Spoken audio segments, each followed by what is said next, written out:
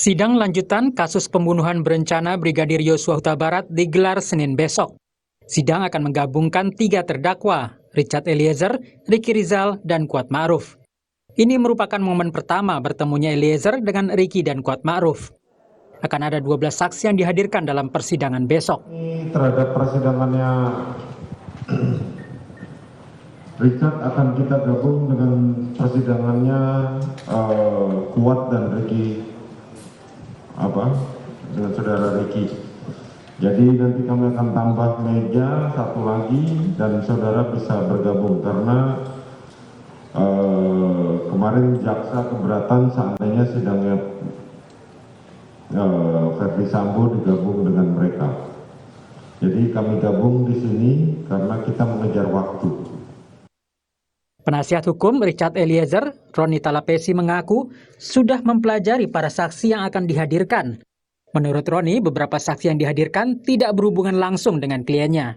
Jadi yang kami lihat bahwa beberapa saksi yang besok akan dihadirkan secara langsung memang tidak langsung kepada Richard Eliezer ya. Ini mungkin juga menjadi kebijakan dari majelis hakim ya. Kami melihat mungkin juga ini menjadi strategi majelis hakim supaya mempercepat persidangan ya. Sementara penasihat hukum Kuat Ma'ruf, Erman Umar mengaku tidak masalah para terdakwa digabung. Erman meminta majelis hakim adil dalam memberikan kesempatan pada para pengacara untuk mengajukan pertanyaan.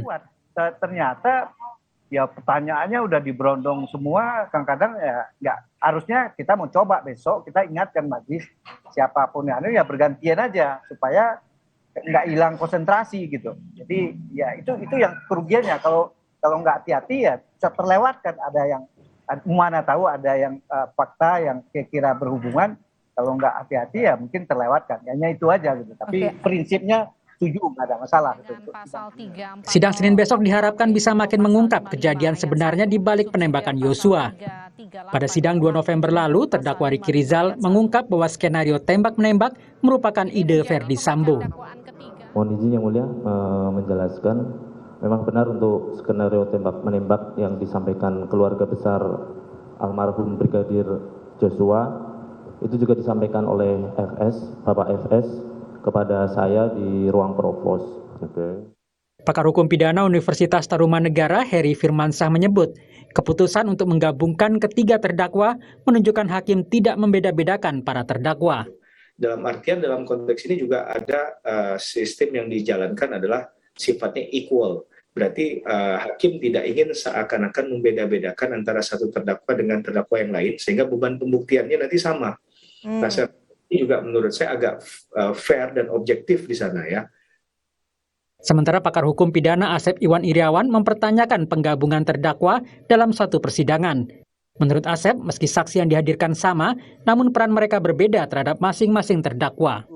Tapi kan beda perannya, memang isinya sama, tapi perannya berbeda. Ketika peran berbeda, maka sejak awal berkali-kali kan di Kompas diingatkan, pertanyaan itu harus ada relevansinya, ada signifikansinya.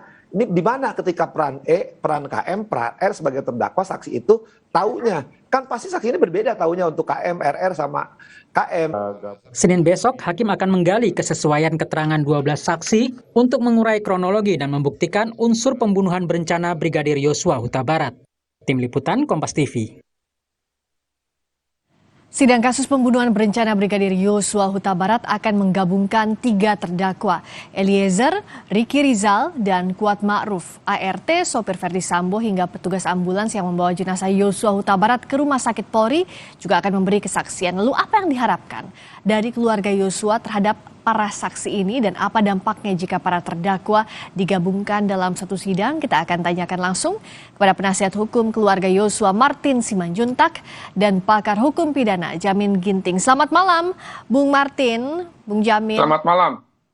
Malam, Mbak Priska. Saya ke Bung Martin dulu. Kalau dari 12 saksi ini, sebagian besar adalah pegawai Sambo, juga ada pihak eksternal termasuk yang membawa ambulans pada saat itu. Anda melihat ini akan membuat terang perkara atau masih berbicara soal kronologi sebelum kematian Yosua? Ya, terima kasih Mbak Priska.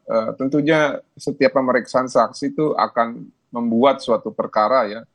entah lebih terang atau lebih gelap, tergantung kesaksian yang disampaikan oleh saksi di depan persidangan. Apakah mereka memilih untuk jujur atau mereka memilih melakukan seperti yang dilakukan oleh Susi ya, ataupun seperti yang dilakukan oleh Daryanto kalau nggak salah itu namanya ya, security yang bekerja di rumah Duren 3 ya.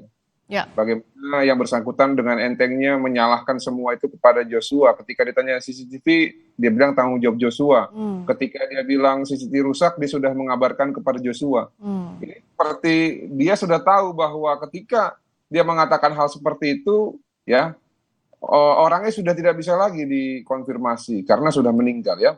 Lalu tadi apakah perkara ini akan menjadi terang, khususnya ketika pemeriksaannya digabung menjadi sekaligus 3 terdakwa begitu. 3 terdakwa ya. Tentunya kalau kita berbicara mengenai perkara, kan perkara itu ada nomor register ya Mbak Rizka ya. Nah yang kita sayangkan adalah sejak awal perkara ini sudah di-splitsing. Kenapa di-splitsing? Karena yang pertama saksi fakta ataupun saksi yang melihat langsung sayangnya adalah ya para terdakwa juga ya, sehingga harus menggunakan metode penyampaian kesaksian melalui kesaksian yang disampaikan oleh terdakwa atau yang disebut dengan crown witnesses ya, atau saksi mahkota. Nah, tentunya ketika digabung kita harus lihat dulu mana sih terdakwa yang berpotensi lebih jujur ya. Nah, dari 3 terdakwa ini kan ada 2 terdakwa lain ya, yang secara kualitas keterangan itu masih diragukan. Nah, ketika digabung bukan hanya mengamputasi batasan ataupun limitasi untuk bertanya, karena nanti pasti akan dibatasi. Misalkan ya, penasihat hukum hanya dikasih 2 penasihat hukum yang untuk bertanya, dan hanya dibatasi mungkin hanya 5 masing-masing 5 pertanyaan. Ini kan tentu mengamputasi hak ya untuk menggali kebenaran material. Nah, yang kedua, ini yang gak kalah penting, bahwa nanti pada saat memberikan keterangan, menanyakan pertanyaan, bisa saja antara penasihat hukum ini memiliki antara terdakwa dan penasihat hukum ini memiliki kriteria ataupun kualifikasi pertanyaan yang kualitasnya itu berbeda. Jadi yang satu mengarah kepada kejujuran, yang satu lagi mengarah kepada ketidakjujuran nanti pada pertanyaan itu. Nah, ini yang menurut saya ya tidak pas gitu ya. Oke, saya tanyakan ini ke Bung Jamin. Dengan disatukannya 3 terdakwa, ini akan menghambatkah tadi seperti yang disampaikan Bung Martin kekhawatirannya, meskipun kalau hakim bilang ini berkasnya tetap dipisah begitu? Ya, Mbak Priska, memang kalau dalam hukum acara pidana yang dicari itu adalah kebenaran material. Ya. Kebenaran material itu tidak bisa dibatasi oleh waktu, tidak bisa dibatasi karena efisiensi. Karena ini benar-benar kita ingin mencari kepastian dan kebenaran dari suatu tindak pidana yang terjadi. Jadi hakim nggak bisa sebenarnya mengatakan ini demi efisiensi atau demi waktu yang dikejar-kejar, nggak bisa. Bahkan ya Mbak Priska, kalaupun orang ditahan contohnya, dia belum memeriksanya, belum selesai, bisa dibebaskan kalau sampai memang waktunya nggak cukup. Karena kan itu apa? Karena demi apa? Demi kebenaran material. Jadi memang harus dipersiapkan dengan baik dan benar. Nah, kalau dalam kasus ini contohnya ya, saya kira hakim juga harus memisahkan seorang yang berbeda dari memberikan keterangan dari orang yang diduga kelihatannya memberikan keterangan yang berbeda juga. Contohnya ya, Baradae ini harusnya dipisahkan. Karena justice collaborator itu? Ya, sampai dengan putusan akhir dengan orang yang lain begitu. Kenapa? Ya tentu karena sudah tahu dia yang mengungkapkan suatu tindak pidana yang lebih besar dengan GC-nya begitu ya. Nah, saya khawatir dengan adanya penggabungan ini, kesempatan-kesempatan yang diberikan itu menjadi terbatas untuk menggali. Walaupun tadi dikatakan saksi-saksi ini sebenarnya tidak begitu penting. Tidak ada saksi yang tidak begitu penting dalam suatu tindak pidana. Semuanya itu penting karena itu akan mengungkapkan. Contohnya Rojia ya, yang ART Ferdi Sambo di Saguling. Ini kan sangat penting untuk mengungkapkan apakah memang ada rencana pembunuhan, ada CCTV, ada segala macam yang memang harus diungkapkan di situ. Jadi menurut saya sebaiknya lebih baik dipisah. Tapi karena hakim sudah putuskan dan tidak ada keberatan ya, saya kelihatannya dari para pihak, sehingga ini meskipun ada catatan dari pihak Eliezer misalnya, tapi menghormati keputusan hakim pada akhirnya. Ya nanti kita akan lihat, satu akan rebutan untuk memberikan pertanyaan hakim agak sulit kan, karena setiap penasihat hukum tidak bisa dibatasi lalu jangan dulu tanya atau waktunya sudah habis, tapi yang lain juga pasti akan keberatan dan nanti kelihatannya dianggap hakim itu tidak audi alternal partem ya, tidak memberikan hak yang sama kepada para pihak untuk memberikan kesempatan pertanyaan, dan ini juga akan berbahaya bagi hakim sendiri. Kritik-kritik seperti itu akan muncul begitu. Jadi menurut saya, walaupun nantinya ini menjadi dasar pertimbangan untuk pemberitaan saksi berikutnya. Kalau nanti ini tidak efektif dan terkesan sangat merugikan kepentingan para pihak, ya selanjutnya saya kira harus dipisahkan begitu, Mbak. Kalau Bung Martin melihatnya dari para saksi ini 12 saksi, antara lain ART Verdi Sambo di Rumah Saguling, ada Rojiah, ada Sartini, ada staf pribadi Verdi Sambo, Novianto Rifai, dan ada juga sopir Verdi Sambo Sadam. Ini mereka yang berperan pentingkah untuk tadi seperti Bung Jamin bilang, untuk mengetahui ada atau tidak rencananya sejak di Saguling masuk dalam rentetan peristiwa, begitu Bung Martin? Semua saksi penting, Mbak Friska ya. Seperti begini. Nanti saya kasih ilustrasi ya, contoh misalkan seperti si Susi ya. Susi ketika ditanya oleh penasihat hukumnya Kuat, yang penasihat hukumnya ini si Irwan Irawan ya, yang juga tim dari kantor hukum Arman Hanis ya. Nanti ketika ditanya pada saat bopong, ya, menurut Kuat melihat Susi menurut Kuat melihat si Joshua membopong. Lalu menurut Eliezer dan Joshua tidak membopong. Nah, apakah nanti Susi akan menjadi tetap konsisten atau malah menjadi inkonsisten ketika ada dua versi yang berbeda dalam penggalian materi kebenaran material. Nah, ini yang saya maksud, Mbak Friska. Jadi memang harus dibedakan antara orang yang sudah lepas dan bebas ya dari zona rekayasa dengan orang yang masih diduga terlibat.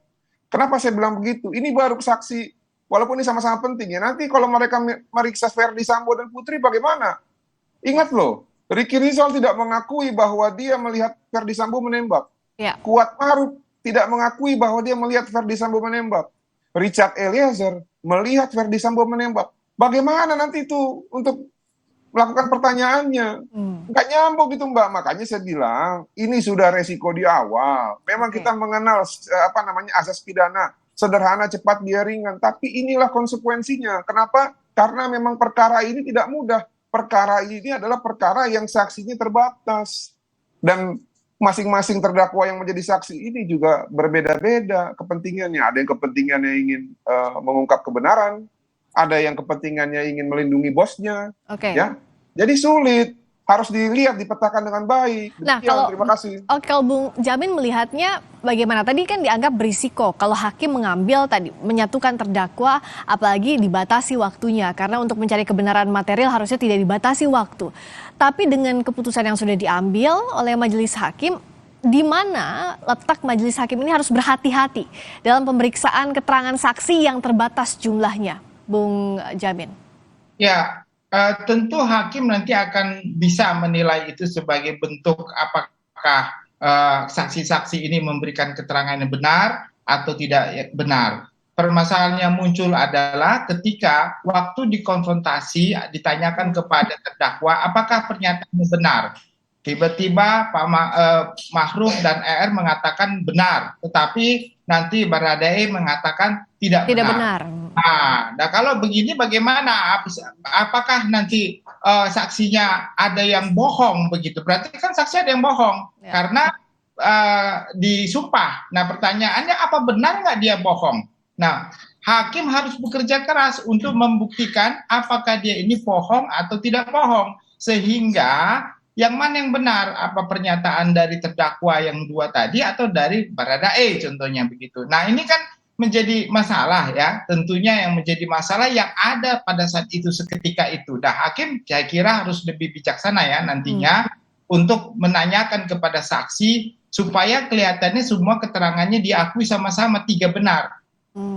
Kalau mungkin menurut saya saksi hakim ini berpendapat begini Mbak Friska, hakim ini mungkin berpikir saksi ini sangat tidak berpengaruh sekali karena tidak ada kaitan langsung dengan para terdakwa. Tapi sebenarnya bisa saja saksi dalam perkembangan pertanyaannya di luar dari BAP ternyata mereka tahu, ternyata mereka memiliki pengetahuan yang tidak ada yang mereka ungkapkan. Nah ini justru yang menjadi pertanyaan besar nanti kalau seandainya mereka berbeda mengomentari keterangan saksi tersebut. Baik. Gitu. Jadi perkembangan dari keterangan saksi harusnya ini juga digali oleh hakim di persidangan. Kalau terakhir singkat saja Bung Martin, jikalau saksi terbukti berbohong bisa dipidana. Kesempatan bisa dipidana ini apakah harus diambil agar tegas begitu saksi tidak mengeluarkan keterangan yang bohong?